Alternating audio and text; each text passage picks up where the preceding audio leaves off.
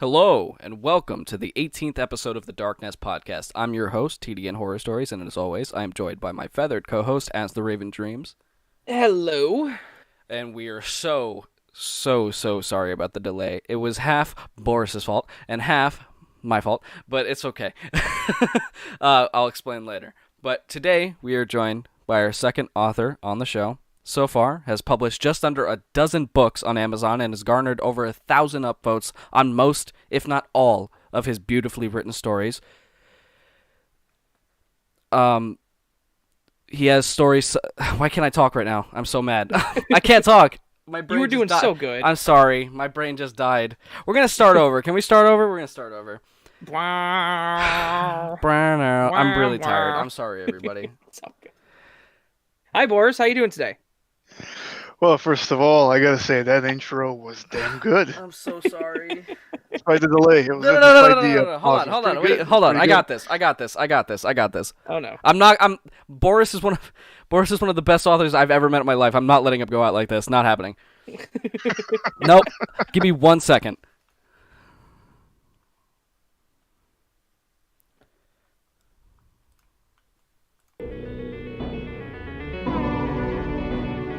Starting this fucking intro again. Oh jeez.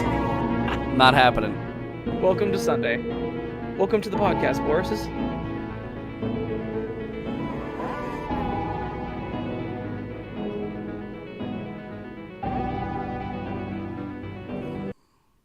Okay, good enough. Okay, today we are joined by our second author on the show. So far has published just under a dozen books on Amazon and has garnered over 1,000 upvotes on most, if not all, of his beautifully written stories on No Sleep, such as Something Terrible Came with the Rain and I Took Up a Job as a Night Guard, which is actually the first couple of chapters in Tales of a Security Guard. A great book. You should go check it out on Amazon. He's a good friend of mine and a fucking amazing writer. Please give a warm welcome to Boris Bacic. Did I say that right? Did I say your last name right? I'm just gonna tell you, nobody says it right. So let's just stick with basic, Basic. which is what I am. Gotcha. Anyway, thanks for the awesome intro. I'm That so was pretty amazing. sorry, man. I woke up like a half hour ago and like I've rushed to get out of bed because I realized that we had a podcast in like a half hour, and I'm so sorry. No worries. I was the one who was late, so we're kind of even. Yeah, over so here, I you're guess. late. I fuck up the intro. That was probably the worst intro we've had. And All right. this is one of the you were one of the guests that I really wanted from the beginning, but I just didn't know. At the time when I started the podcast, we had kind of like stopped talking, so like I didn't really know like where you were at, like where we were at, like friendship wise. So I didn't know what was gonna happen there. I also didn't. You didn't strike me as someone who would want to. So like, I don't know. It was really because like I admired your stories so much, and like they're just. If you haven't read anything that he's written or have listened to anything of his that I've narrated, what the fuck are you doing? Like it's his. The best way I could put it is that as soon as I pick up like Radio Tower, for example, I'm like about a chapter in. As soon as you pick it up, it's like old style horror, like original Stephen King like meets the modern day horror writer to me, because of how beautifully it's written and how the characters, even when like they haven't gotten a lot of development yet, they just leap off the page. Like everything just feels like it's explained, not too much but not too little. And I love that because there's a lot of explanation that has to go into horror writing. You have to explain some things as best as you can without revealing too much. And all of your stories do that, especially Tales of a Security Guard, because it's written in a journal style format. Like, would you put it that way? Yeah, I guess it's more like like you said, either a journal or just just writing posts as Yeah. anybody would who read it. Yeah. And that kind of captivates the people more rather than the descriptive stories, which because a lot of people come there, they don't have the time to read Mhm. for a whole hour. This is pretty pretty quick, 5 minutes, 10 minute story, and it just captivates them for that time. Yeah, I definitely think so, because it kind of falls along the lines of like you're creating your own ARG in that way, because you're posting these stories as if because if you read the actual Tales of a Security Guard thing on Reddit itself, you'll see that it kind of feels like it's just somebody posting an experience, like on Let's Not Meet, rather than it's somebody telling a scary story. And Right. that makes someone think it kind of for a second, someone's like, oh no, I'm just reading someone saying that they got like fucked over at a job, and then they start realizing like, oh no, this is an actual experience that I have to pull myself into. And posting those stories every day or every other day kind of just makes someone feel like they're a part of something rather than they're just reading something. So you definitely found a really good format for that. Well, you would not believe how many messages I got of people asking me if this is a real thing or not. Wait, what? Oh, yeah. Have they read it? Have they read it? A lot of people come to me and they're like, "Oh man, I'm so sorry to hear you went through this. Are you okay right now? Like, what happened in that company of yours?" Fuck. Go get 5 minutes into the story and you realize it's not real. Like, I've even had a guy who asked me, "How do I apply to this company to work as a security guard?" Oh my god. For anybody that doesn't know, this is I took up a job as a night guard, which I said in the intro is the first 4 or 5 chapters of Tales of a Security Guard, one of Boris's books on Amazon. Like I said, pick it up. It is unlike anything I have ever read in my life. And I had the pleasure, or to my own displeasure, of narrating the whole thing. It's displeasure because it's to my displeasure because of how much I procrastinated. But I gotta say, the narration was really good. I mean, when I was listening to it, even though I know it was my story, and I knew what was going to happen, I was still kind of captivated and at the edge of my seat when I was listening to you narrating it. It was really I procrastinated with that audiobook stuff so much, and like there was so many things like wrong with it while I was doing it, and like Boris is like, no, don't worry about it, it's fine. He's like, no, as long as you can get it to me next week. And then the next week I'm like, yeah, I'll get it. And then I didn't. And he's like, oh, no, just do it the next week. And I'm like, So there was one day where I sat there and I think I narrated probably like half the book in one sitting. Jeez. Yeah. Man, that's a big book. It's not a small book. It's at least 3 hours. So it's not like, It was a lot of work. It was a lot of work for sure. The one that got me was that I got so close, I think a couple days before I sent it over to you, and I had narrated all 3 parts of The Survivor and the Fertility Project, and my computer corrupted all the files. Jesus and the Christ. Fertility Project is not a small story. That's like that's like a 20-25 minute read alone. So that was really annoying. So I was just like, Speaking I'm of gonna see which, you tomorrow. Speaking of which, I'm actually writing a full-fledged novel of the Fertility Project. If you want, you can narrate that one. It's gonna be a little longer than 25 minutes, but I would love to. I love your stuff. Everything that I pick up of yours it's kind of hard to put into words until you read his stuff because it's so unique, and that's really hard to get when everybody's trying to write a horror story nowadays. You don't always have someone like Boris or someone like Zacharias, who we've had on the podcast before, who just has a way of writing. I feel like Boris can talk about shit in a toilet, and like I would probably read it. Like it's he's just so good. And I'm gonna stop blowing you for a sec so we can talk about you a little more. But jeez. Sounds good. But it's probably the fact that I look like a scary Russian dude or something. I mean, you said that I'm not too approachable. I mean, no, you're definitely approachable as a personality standpoint. But have you seen you? You're very intimidating, bro. Your fucking muscles are bigger than my head. Like, nah.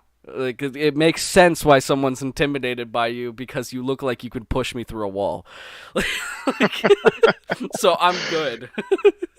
I guess the only thing missing is me starting to speak with an Eastern European accent, and that's the full package there. Listen, from where I didn't know how you were going to sound because I know you're a language coach, so I know that you have to be able to speak like at least some form of fluent something, and you talk to me Right. very well when we talk. So I was assuming already that you were very very fluent in English. You would just have an accent.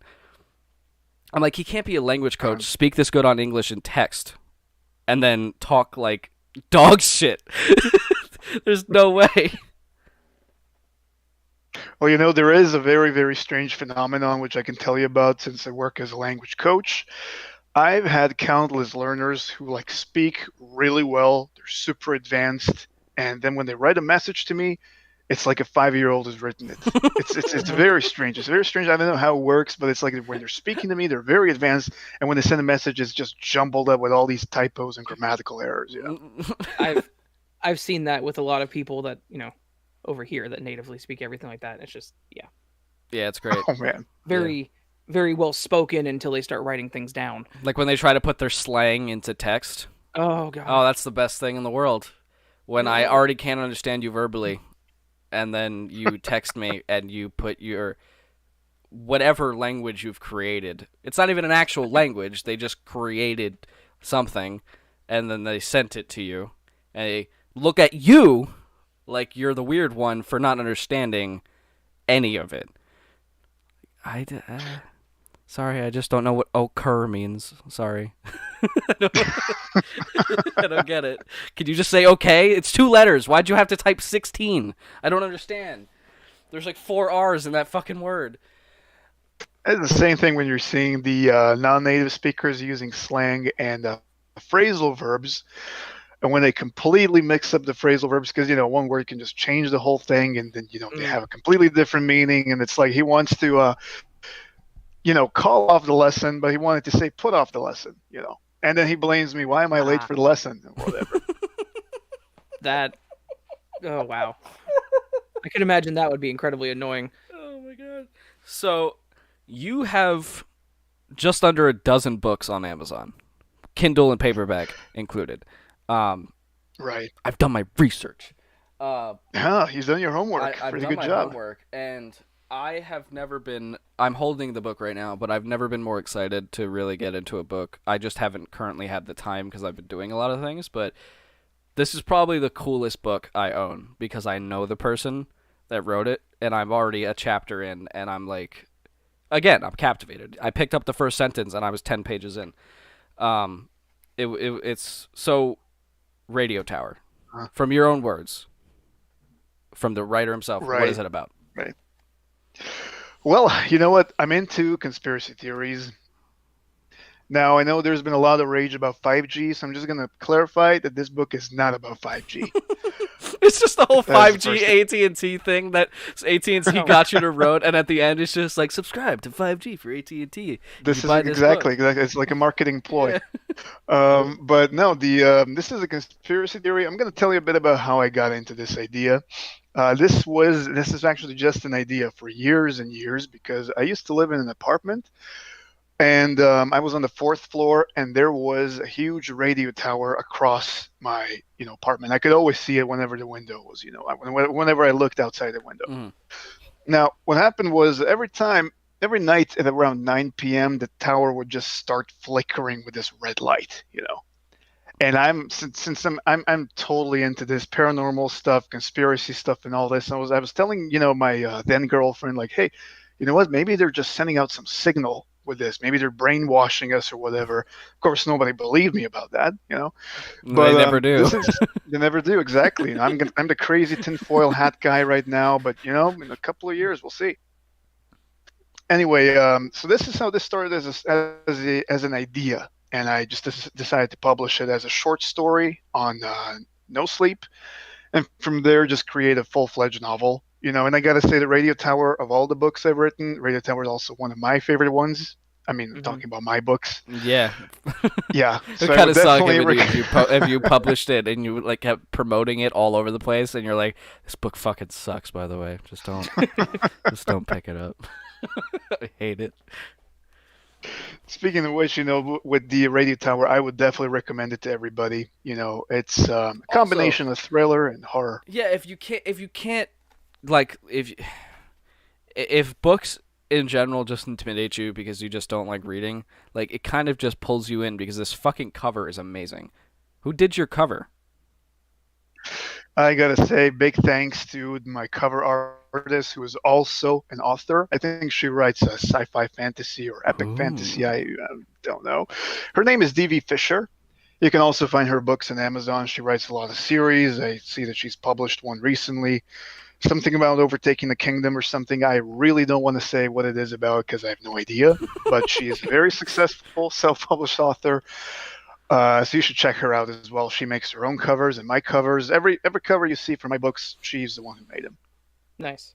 So I do see that you just released Scary Stories with BB Volume 2. Now, from what I can tell, a lot of Scary Stories with BB stuff is mainly your like No Sleep catalog that you're publishing, because I picked up the actual digital version of the Halloween collection. I saw that the story that I just recently narrated was in there.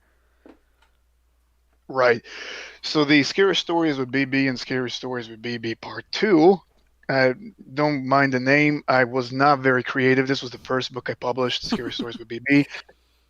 And back then I wasn't really thinking ahead that I might be a full-time author and whatever.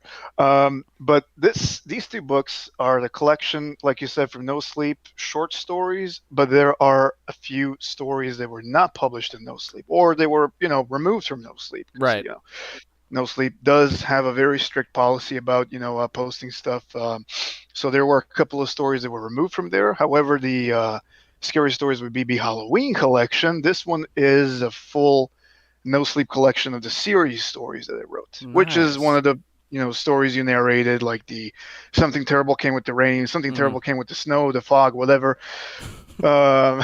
Just kidding. There's nothing like that. But I was about to say, is that a thing? I'll fucking narrate it right now. I don't care. Not to be something came with everything. Something came with everything, and now I'm here. I was thinking about the post office, rain, sleet, snow kind of thing.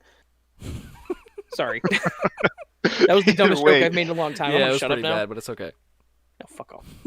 But really, coincidence is there is actually a series on Amazon of books called They Came with the Rain, and I clicked on it, and I've seen that there's also one called They Came with the Snow. Oh. And then there's one called They Came with the Fog. No. So he kind of stole my idea over there. I was going to call very one of my innovative. Exactly.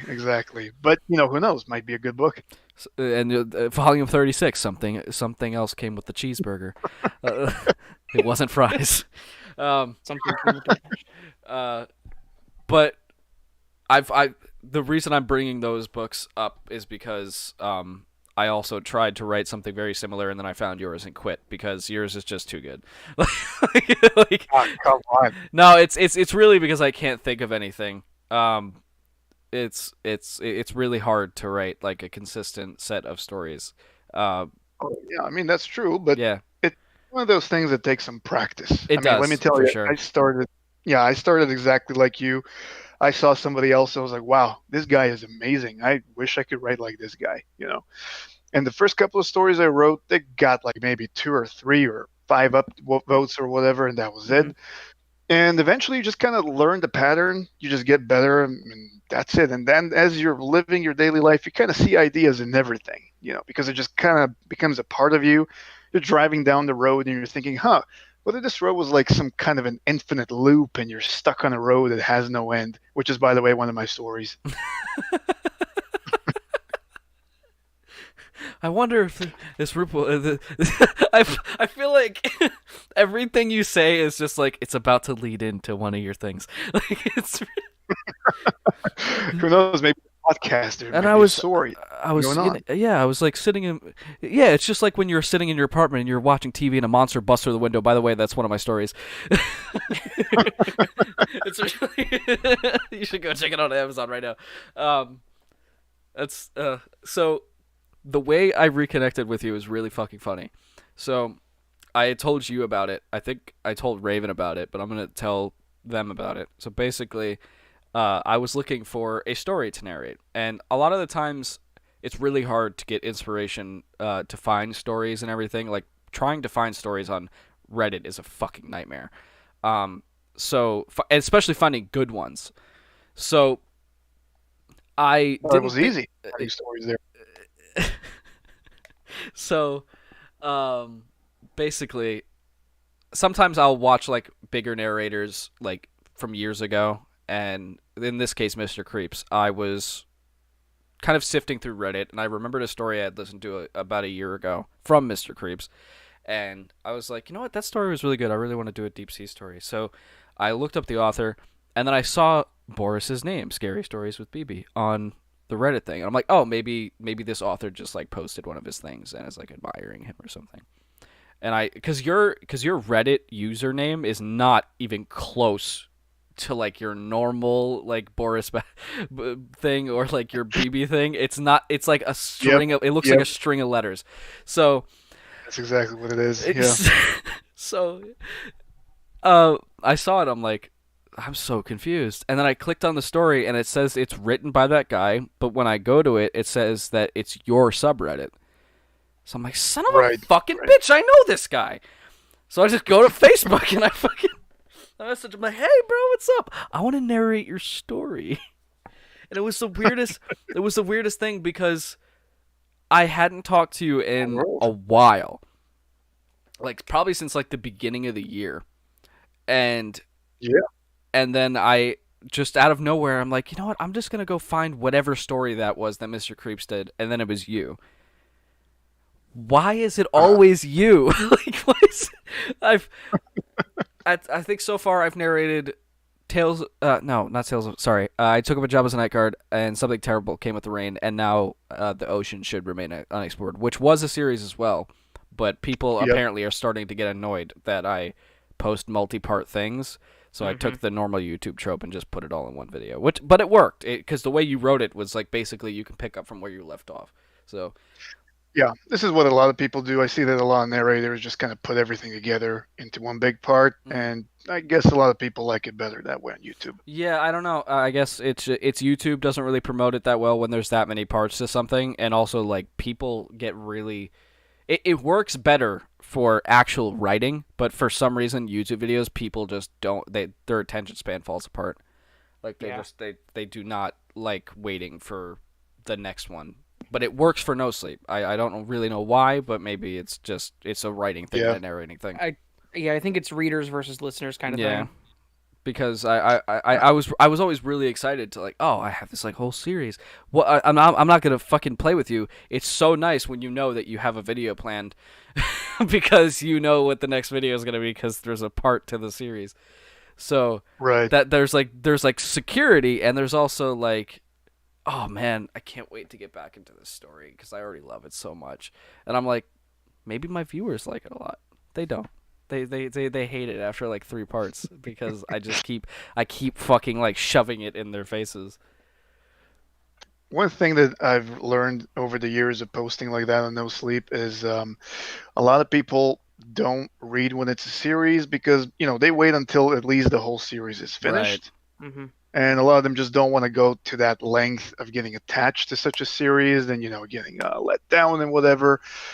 I mean, I think it's all a preference. Some people really prefer reading series, which I found to be very successful. But from my experience, the short stories, one-parters, these are the more successful ones for the most part. Mm-hmm. So that brought up a question. So do you write all of your stories in one go and then split them into parts, or do you write them in parts? That's a pretty good question. Let me tell you about some of my predicaments on No Sleep. Oh, no. There have been countless cases that I write, let's say, 2 or 3 parts. And what happens is I just kind of post 2 or 3 parts, but then I just kind of quarter myself. And I'm thinking, oh, crap, how am I going to continue this story, And the readers are just going crazy, like, okay, where's the next part, and all that. And I have no idea how I'm going to finish it, no idea what I'm doing. You're just like, no sleep. Ironic. And I'm just thinking, like, how am I going to finish this? A lot of these things, it's like I wish they could have backtracked and go like, oh crap, I killed this guy off where I shouldn't have, or this guy's still alive and dead. So some of these things were just not going too well. Eventually, I decided to. Well, in the beginning, I was like writing each part and just posting it as I go, because then I would kind of realize if I have a lot of upvotes, I was kind of an upvote whore, you know. And when I saw that there was a lot of upvotes, I was like, okay, cool. Now I can kind of put the next part, you know. A lot of times, if there wasn't too many upvotes or popularity with the story, I would just kind of make it as a one-parter and, you know, just kind of make it like a to be continued, to be more like an open end. You decide what happens next, Right. you know. But later on, I just kind of figured, you know, the whole thing out and then wrote it down. But, you know, from my experience, when I did that, that was actually way less popular. And I don't know why. More planning just meant, you know, less popularity. It's I just love hearing about this stuff because you know we deal with this stuff all the time, just trying to find stories, trying to find good authors, and yours is definitely high up there on my list at least. So, like hearing about like how your process of how you sit there and you're like, you know what, fuck it, it's not working. just, just post. I don't know what to do. Just fucking post it.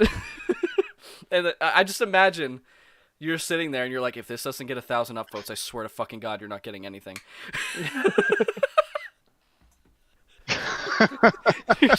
you're just, I swear to God, if this gets 999, Something Terrible Came with the Rain Part 2 is not getting shit. Gonna end it shortly. You're just gonna make 2 parts and that's it. You can go fuck yourself. You can go fuck yourself. No, you're not getting anything. Well, you know, this is what happened with one of my space stories. There was one space story that was supposed to be like 5 or 6 parts. Stories. Yeah, I started off with that. It was really good. It got a lot of upvotes, but I just kind of lost my motivation to write that in the middle. And the way I ended it was completely illogical, completely, you know, just cliche. And people were like, you know, it's like the last part, the previous parts had like, you know, 2,000 upvotes. The last part had like 300 or something. You know, no. that's how bad it was. Oh, no. But I just felt, you know, obliged. I felt like it was my duty to finish that story, so I just wanted to give him something. You know what? It would have been better if I just didn't even finish it, you know? Or if you waited and, like, figured out something for it rather than just going out and posting. Instead of rushing. And, yeah, exactly. Because the whole mindset of, like, I guess giving them something is better than giving them nothing, which is true in a lot of aspects, but when it comes to, like, art, which is what you're doing, it's you kind of have to take your time on it as well as you do all the other things, because you already know time is what really makes a story the best it can be, because you have the time to think about how you're going to plan it out. But it happens. Sometimes you just lose motivation in a story. It's just not interesting you anymore, and you can't really. I guess giving them nothing would have been better because, like, yeah, they would have loved it, but you in your own way, you would have to explain, like, listen, man, you're not going to like what I have at all. You're going to hate it. Yep. So I feel like you thinking of what the ending would be is better than me giving you what the actual ending is.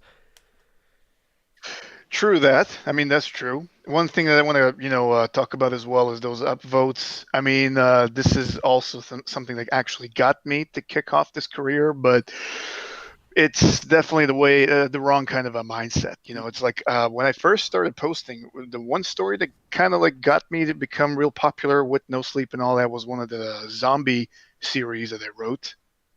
And I'm a real sucker for zombie movies, zombie video games, zombie stories, whatever. And this was like one that I wrote, and I was like, you know what? I'll just write this one, and if I don't get a lot of upvotes, screw it. I'm just gonna stop writing. I mean, I was writing more for my own pleasure, but I wanted to see some kind of success from it as well, you know. And sure enough, you know, I wrote this. I woke up the next morning. It was like over 2,000 upvotes. I was like, wow, okay, well, I might as well just continue this. And this is the one that got me going. But later on, I kind of realized these upvotes, they kind of vary from a lot of, you know, factors. And there have been a lot of stories which I really personally liked, but they got a very, very small number of upvotes, you know. So I'm just going to go on ahead and say to anybody who's thinking of posting the no sleep and whatever, don't worry about the karma and the upvotes. Just Right. write and keep posting, even if it goes into the negative. That actually really coincides with YouTube as well, because you could put something out that you love, and I've done it before, and it gets shit, but then you put out something that took you like 5 minutes to make, and it's all about what I guess the story is about and how clickable that either the title or the thumbnail in the YouTube case is, Exactly. and how quickly you're able to pull someone in with the story, because you could have like a really, really, really good, well-made story, but the actual beginning is like it doesn't immediately pull someone in, so their brain just goes like, nope, not working. If I'm not caught within the first couple of sentences, I'm leaving.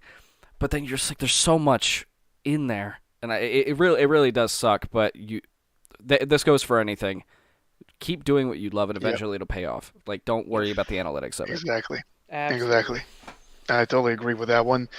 I mean, one thing about no sleep and probably YouTube is that you gotta make it like a clickbait kind of a thing.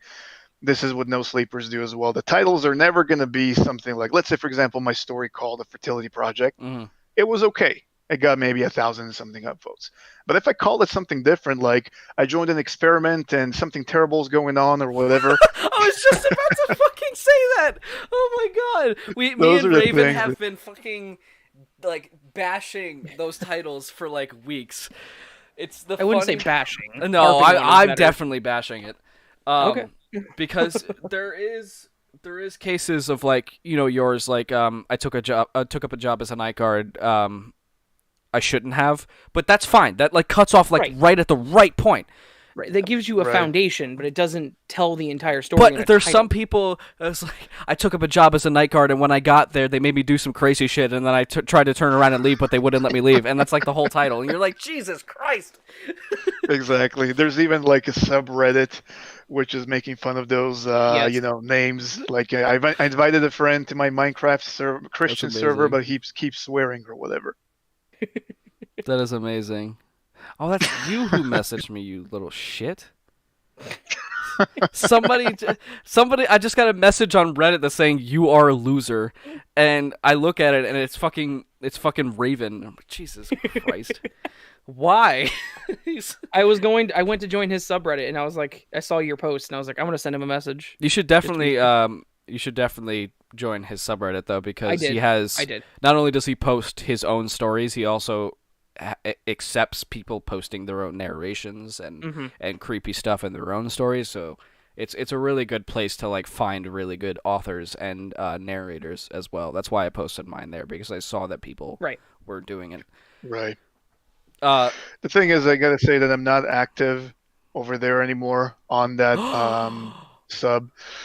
Well, I'm actually not active on No Sleep or Reddit at all. Because I actually got banned from No Sleep, I think about 2 years ago almost, maybe a little bit less. And that was actually way better for me, because then I could focus more on actually writing the books, Yeah. But the really funny story is that, even to this day, when I log in there, I still see a ton of messages from people asking to narrate my stories. There's even like one guy, one group of people from Germany. They're actually working on a short film based on that. Yeah, I saw that in the Guard. I think it was on Radio Tower. I think it said it on Radio Tower. I may have mentioned it over there. I can't remember where exactly, but right next to your picture on the back here, it says, and his book Tales of a Security Guard is currently being adapted into a video game and short film. I thought I saw it somewhere. Right. There's one girl who's working on making like a Roblox video game based on the I took up a night job I shouldn't have, whatever, the night guard one. and the guys from Germany, they're making a movie based on the Tales of a Security Guard. So that's awesome. Segueing into Tales of a Security Guard again, because it is such a unique experience of a set of stories. So like we were saying in the beginning, it's basically a guy sees an ad for a security guard job. It's paying a crazy amount of money, and he's like, fuck it, I have no job, let's do it. And then they hire him, or he gets the job like that night, or the interview that night. And basically his whole interview is going through this horrid his horrific fucking experience of like being tested in this facility. And it's I mentioned this to Boris when I first started reading it, but apparently there's no correlation. It's very SCP Foundation like, but it has no correlation at all. So before you ask, no. This is where a lot of people have asked me. They've even been claiming, like, dude, you're working for the SCP. I'm like, no, this is a different thing. But have you delved into SCPs at all? Only a little in the past. Only until after I wrote my story that I realized how many similarities there are there. It's definitely very except it seems like the security guards, I mean, there's definitely like procedures to what the security guards do. Like they definitely have to maintain stuff so that like these things don't fucking kill people. But it's more of just like they found an anomaly. Let's go figure out what it is. Let's stop it. Except for the Santa one. That one is fucking horrifying. The Santa one is like that fucking horrifying, and I love it so much. I'm not gonna spoil it for anybody, but you got to read the book. It's so well done.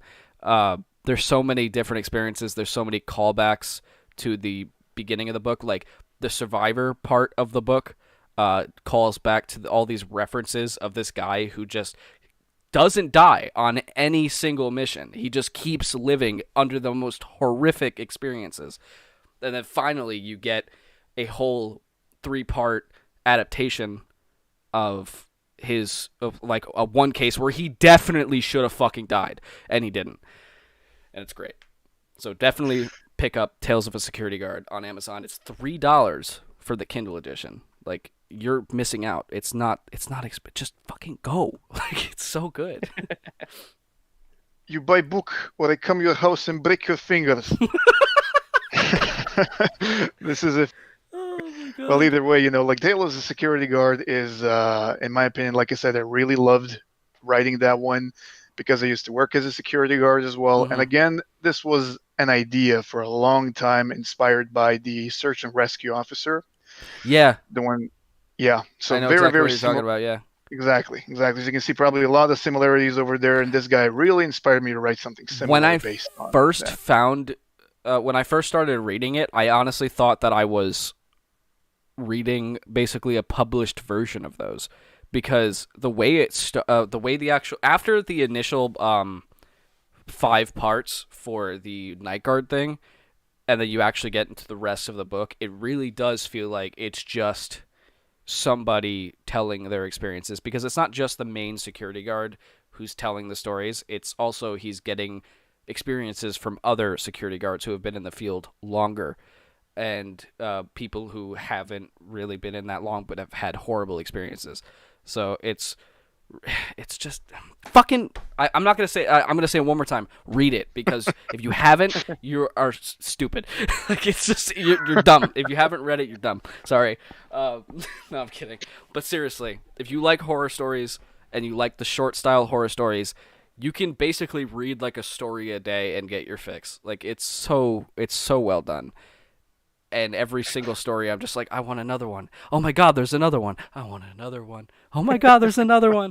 Like, it's just all in your hand. Just pick it up, please. I will post a link right now in the chat, because I was only stupid enough to post Radio Tower. But honestly, I can post any one of his books because they're all great.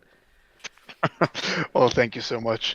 Speaking of Tales of a Security Guard, I kind of put it on hold for now, but I'll be working in the future on Tales of a Security Guard Volume 2. Oh my God, you're kidding me. There are already some stories written, but I'm kind of fleshing it out, and I'll be seeing what I'll be adding there. But I'm trying a different approach here, something similar to Tales of a Security Guard 1, but something fresh and original. So I'll just need some time to work that out. But definitely, at some point in the future, Tales of a Security Guard 2 is definitely going to be coming out. I am so excited. Oh my God. I love that book so much. I just realized actually how cheap it was on Amazon. I'm going to pick it up right now. Where is it? Oh, I should probably increase the price or something. You should probably increase the price, because it's like $8 for a paperback. That's nothing. for the next 5 minutes, make it $150. No! Just get a real profit. It's only $8. I'm buying it. It's $80 now. I can get it with Prime.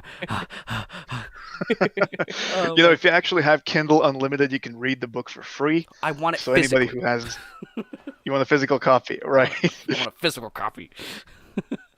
I mean, just having Radio Towers sitting like in my little book collection over here is the coolest fucking thing ever. Like it's so cool. I wish I had the time this weekend to actually sit down and read it. Like I might actually have time today, so I'm definitely gonna sit down and try to continue reading it.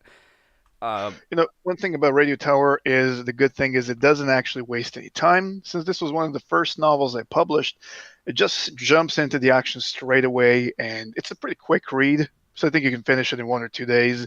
But the good thing is it doesn't waste any time. You know, there's always some action going on, and that's what people seem to like. Yeah, it's definitely it's for the people who like have like a really short attention span, like me.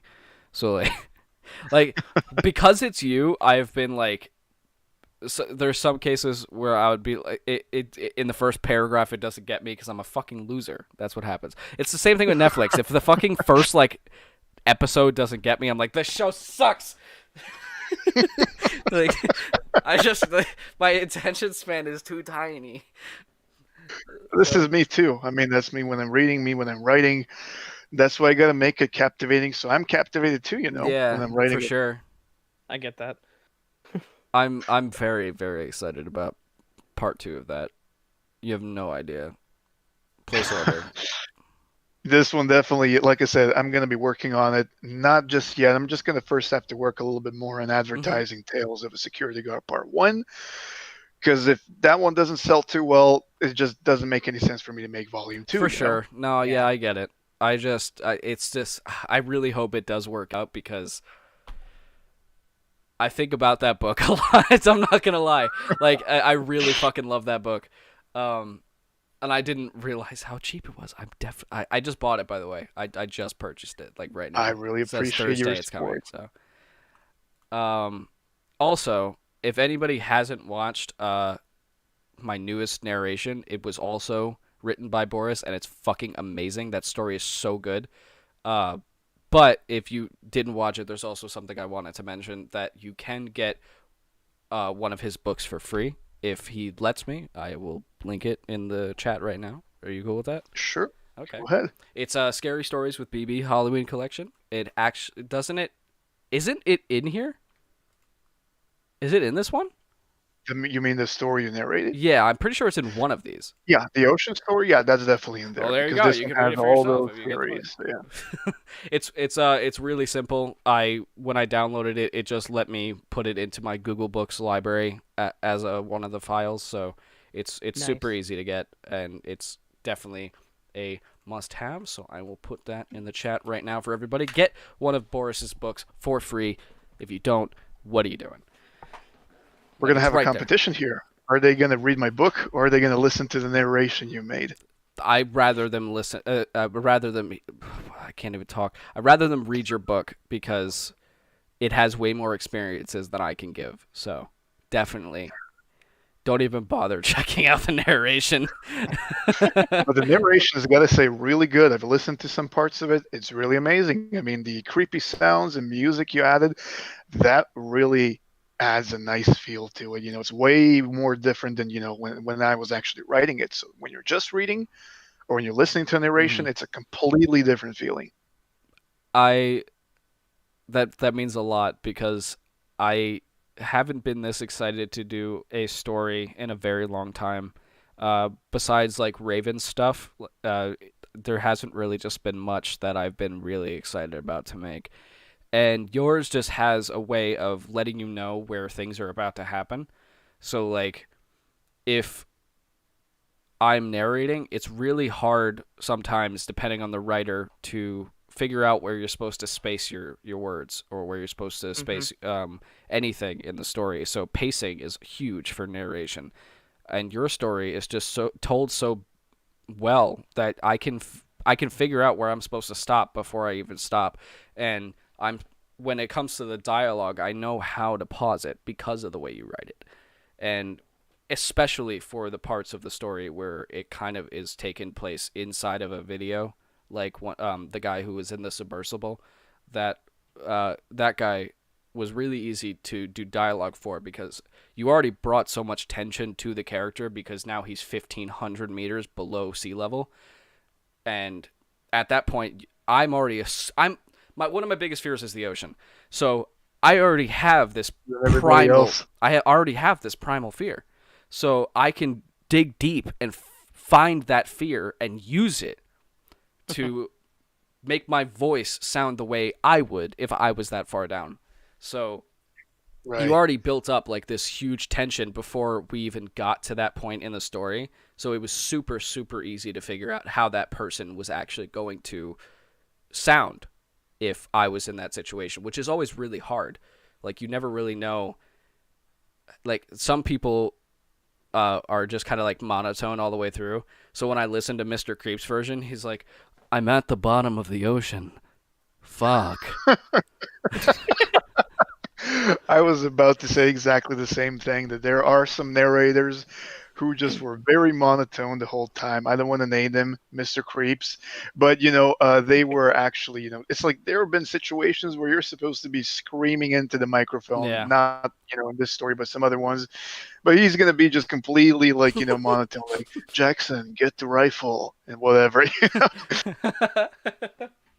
I think I like Mr. Creeps because he just picks really good stories, and he's brought my attention to a lot of really, really good authors, and I actually have a rapport with one of them because of him, Zacharias Frost, who writes very, very similar to you. So it's like you guys are brothers anyway. So it's cool.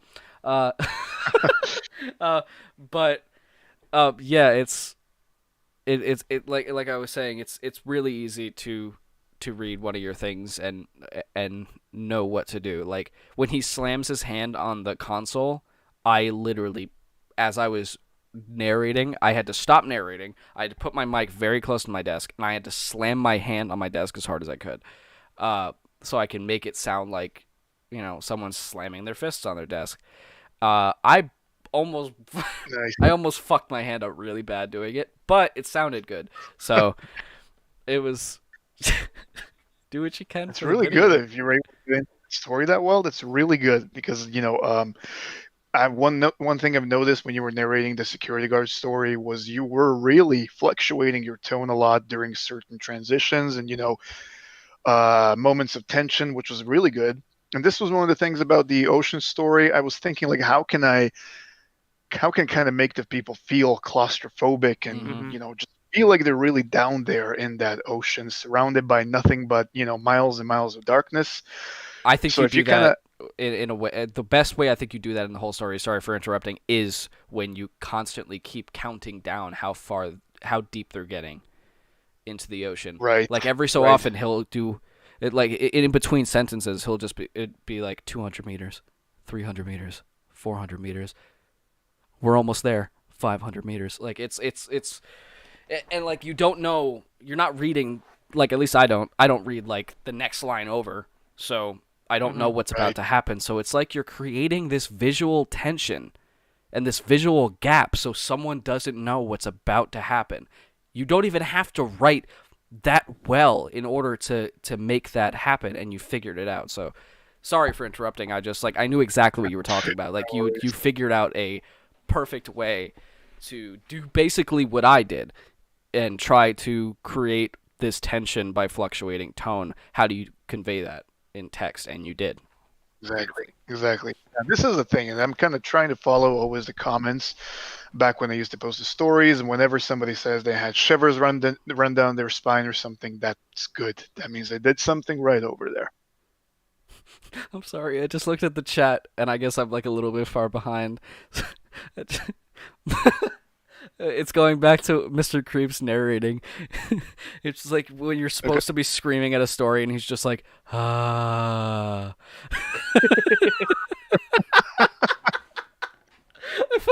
I just wish that would happen. Jackson, no. Jackson, stop. Ah. Oh my god, that would be so fucking funny. Oh, please. I have to. He had to have done that at some point. That would be so fucking funny.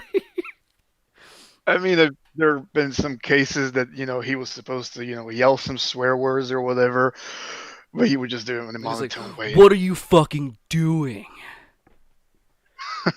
And he's gonna be like, "What are you fucking doing?" Yeah. Nothing's going What are on you there, doing? You can't do that. No. This is really messed up because I really like the guy and like I watch his videos all the time, but like I can't. It's how people love Chills. Like I don't personally, but a lot of people like Chills. They recognize that his voice is really funky, but like they like listening to him. It's the same thing with Mr. Creeps. His narrating is not the best narrating on the platform for sure. But just how consistently he posts and just how many stories he gets that are really, really good. Yeah, that goes to show you don't need to be the best in what you're doing. You don't need any special sound effects like that guy Dark Somnium is always using, which really gives life to the story. But, Mr. Creeps is just kind of playing loops of the same creepypasta music and it works pretty fine, Yeah. And I love that you mentioned the dark... Oh, sorry. I was just going to say that Mr. Creeps, I got special respect for him simply because he was one of the only narrators who actually, back when we collaborated, offered to actually compensate the authors. And that's, just one thing that I really respect because hey, if you want me to pay you, I'll pay you. You've done enough. Thank you. Well enough. But no, I mean, it's like, If you want all my money? Here's my shoe. You can have it. The big guys, like Mr. Creepypasta, Creeps McPasta, and whoever else, they never really offer that. And if you ask for it, they were just gonna back off with the. I'm not. Oh no, I'm not gonna do it. So that's the one thing I really respect about Mr. Creeps, that he was really helping the new authors, the well-established ones, and I really never asked for money from narrators who just started out their channel or whatever. But the big guys, I mean, from them, yeah. Usually nowadays, I will offer to pay something, whatever that, like 10, 15, 20 bucks, whatever it is, for to let me use the story in a video, because as someone who isn't a writer, well, technically, who isn't a writer, but knows how hard it is to get off the ground, I know how much I would appreciate someone coming to me and paying for my intellectual property. So like, I definitely, I get that 100%. I mean, like nowadays, I mean, when I first started off, I was like, really happy when Mr. Creeps even contacted me, because when I got a message from him, I was listening to him back then, to him and Mr. Creepypasta and a couple of other people. And back then when they contacted me, I was like, fanboying over, like, oh, wow, this narrator contacted me. I'm definitely going to let him narrate my story and whatever. But then I heard there's a lot of stories about them that went around, rumors and whatnot. And, just to realize, if you're an author, you got to think about your own wallet as well from time to time. Yeah, right. Well, and if I understand what you're saying, I just want to say that if just to not kind of sour the taste of narrators, a lot of us who are smaller, if we could pay for the intellectual property rights, we absolutely would. 100%. Yeah. I just and like I said, that's why I never really asked for any money for new guys. Let's say up until at least 100K subscribers, I never really want to ask, because I know what it's like starting out, and there's a lot of narrators who just simply don't know that they need permission for stories, but they do need some content, and all the big guys snatch up all the good content. So it's difficult for the narrators as well. Not just for the writers. And this is one of the controversial topics which has been going around, on No Sleep, that writers are just like, oh, you know what? Narrators are just reading our stories and taking money off our work, but it's not as simple as that, No. Making 75 cents a video. Sorry, I can't afford to pay you, the entire 75 cents. Never have to save half of it for taxes later. So you basically get like 2 cents. Right. But no, right. I'm just saying, like, because I know that's been a controversial topic, and we've kind of covered that somewhat on this podcast, that a lot of us aren't just out here to steal stories. We would love to compensate. We would love to form these relationships and, mutually grow. It's not, like you said, it's not easy. It's not something that happens immediately, and it's not easy to do. As someone who has talked with Boris a lot and has narrated a few of his stories, and I see that this way of doing it is working for me, especially as a smaller narrator, if you can't compensate, which I would be totally willing to compensate if you ever asked. basically what we have is like anytime I do something of his, he always has like a new thing out. Like he always has like a new book or a new story or something to promote. So what I do, it's not going to go for every author, but what I did when I first started talking to him, like when I messaged him initially on Reddit for the Night Guard series, was ask him, is there anything besides normal credits that you would like me to put in my video or in the description that would give you more pull? Like, Right. Give me anything. A Facebook page, like anything that you think will help, and I'll put it in. And he's like, can you put my book Tales of a Security Guard in like can you put it in the description? I was like, I can do you one better. I'll shout out the fucking book and you in the video. And I did. And it works. Like it's a good way of showing that you actually give a shit about the author, but without having to pay them. Yeah, I agree with you. You know, especially like I said, the small guys like you and me. I think this is a great way to kind of create some kind of collaboration between each other. Again, some people just don't really need any compensation because they're just posting on No Sleep just for fun or whatever, and that's totally okay, you know. But there are people who are trying to build their career and whatever, and I would always much rather appreciate to have a shout out and to mention a book than a one-time payment. I mean, that doesn't really mean that much to me, you know. Right. For sure. There's always a way that you can compensate somebody for their work without having to actually like shell out cash if you don't have it. Like 9 times out of 10, authors will be completely understanding and be like, hey, just like put my book here, or just like, hey, can you put my my subreddit in the description on top of the story? Like, of course we can. But there's also narrators who I understand who kind of soured, you know, the whole reputation of us for authors on No Sleep because of how they have treated their intellectual property and like their copyright. And it really sucks because like there's a lot of really good people on No Sleep, and there's a lot of really good authors. Like there's really talented people on that subreddit, and I completely understand why there's a lot of people on there who don't like us from the get-go. I'm just hoping that if anybody's listening and you're a No Sleep author and you're here to kind of just be like, oh, fuck this guy. If you're here as a No Sleep author or just an author in general and you have a sour taste of narrators, please just realize that, like a lot of other topics and a lot of other genres, we're not all terrible in trying to steal somebody's story. You just have to kind of take it as you go. It's one step at a time. Meet the person and talk to them and get an experience with them before you decide that they're a piece of shit. It's like anything in life. Meet the person, talk to the person before you don't judge a book by its cover in the most ironic way. Like it's really funny because you gotta judge a book by its cover. That's why I need to have a really good cover artist. Otherwise, nobody's gonna buy my book. It's true. No, but that's very true. Honestly, when I looked at Radio Tower, that's why I picked it up, because the cover looked so fucking appealing, and I love it so much. And then I actually like started reading it, and I'm like, oh no, this is a good book. It's not just the cover. But, you know, I'm just going to double down on what you said as an author, and I'm just going to say also that I really do support the narrators and all that. There is a sour taste simply because there's a lot of narrators, the small guys usually, who stole a lot of content and without permission narrated it. But this is a different kind of sort. I wouldn't even put these guys in the same basket I wouldn't even call them narrators, you know. Ooh, he's ripping him a new one. I mean, he's not wrong. That's the thing. And I'll side with it as an author myself. I'll side with them 100%. Like, don't be like that.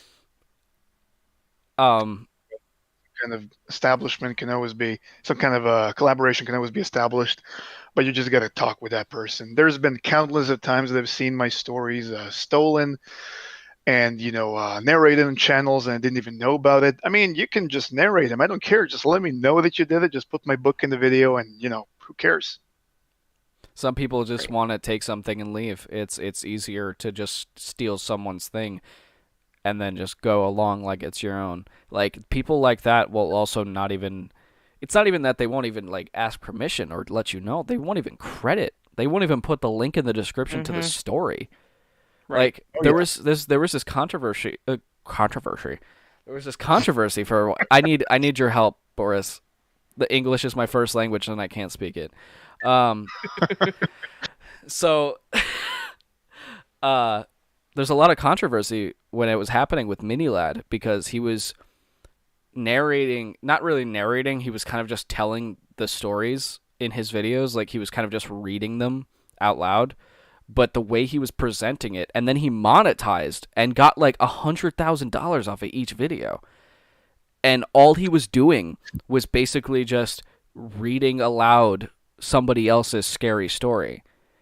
Mm-hmm. And he didn't even link any of them in the description at all. He didn't put he cut off the title of the stories so nobody would be able to find them. Like, he cropped it out in the video. You don't fucking do that. Like, what is wrong with you? He's like one of the biggest YouTubers, and he fucking makes all this money, and he can't even have the decency to put the credits in the description or even have the title in the video. Whenever you go that distance, it almost feels like malicious intent. Yeah, for real. At the time, there are like a lot of Oh, sorry.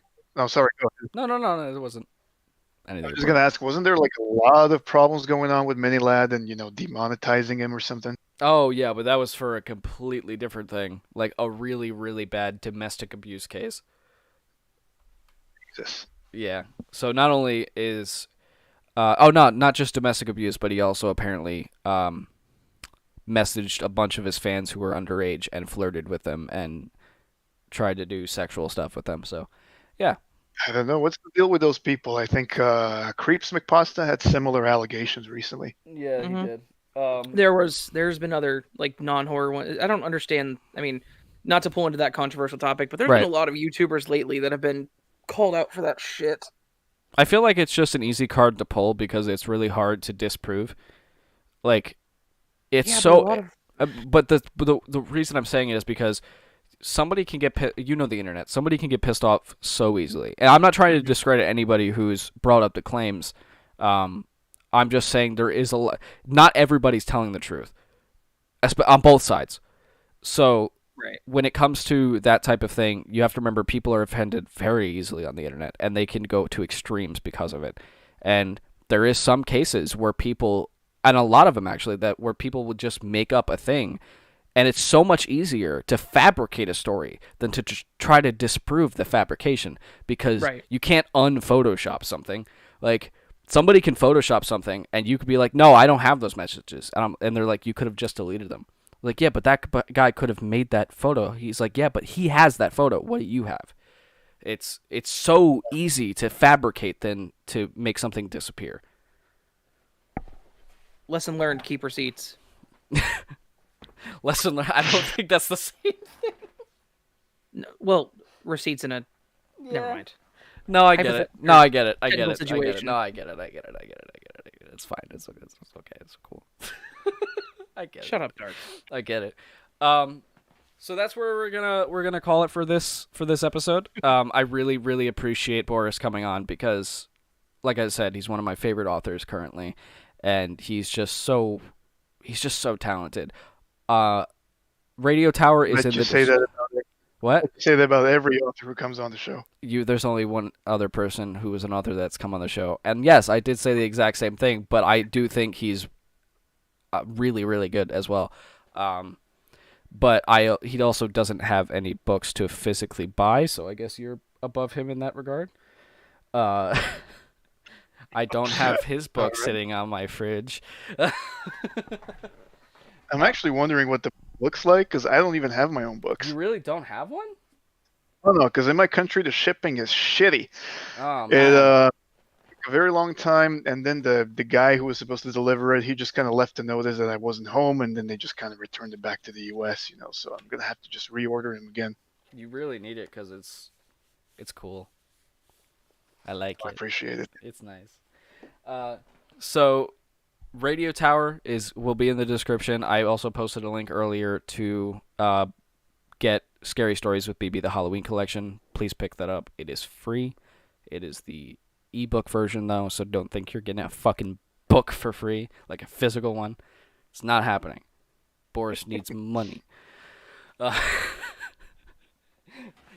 a weird way to do that, dude. I don't want to paint. I want to paint him as like some money hungry asshole. He's not. I swear to God, he's not. I live in a third world country. I need some money. That's true. But Boris, thank you so much for coming on. Thanks, man. Honestly, thank you for having me. This is really fun, I gotta say. Yeah. We always like to have laid back stuff, but you're just so informative. So like it kind of. This is probably one of the more structured ones we had in terms of like information. Yeah. Like, you gave us a lot of behind the scenes and like very I guess structured would be the word, like structured responses. Like it felt like you knew what you were talking about rather than like I just asked you and you're like, that's totally what I meant like to do. So if I asked you like, so I definitely got like a vibe of like space and aliens about that, deer walking through the woods story. Is that what you meant? Oh yeah, that's totally what I meant. That's totally what I was going for. But no, you actually gave me like real life experiences as to why Radio Tower even came to your head, or why Tales of a Security Guard was even a thing. So right. It I think it brought more of an engaging tone because people were able to hear that you actually do give a shit about what you're writing and you do know about what you're writing. You don't just write something and send it and that's it. Right. I was told I should write romance because romance is better. But I was like, no, man. I don't even know how to write romance. Have some fucking Santa creature crawl down a chimney and kill some people. Like that's way better. That's my thing as well. So yeah. Anyway, thanks again for having me. No problem. Thank you so much for being here. All right. Like I said, everybody, link in the description to Radio Tower. Please buy it. It's only $11 for the paperback, $3 for the Kindle edition. It's really, really good. Please pick it up now. Next week, we're hopefully going to have on Maskino. I really hope. Thank you guys so much for watching. All of the links are in the description for Boris's stuff and Raven's stuff. I'm TD in Horror Stories. That's As the Raven Dreams. And this is the TheDarkNest Podcast. Thank you guys so much for watching. We'll see you guys next time for another episode. See you later.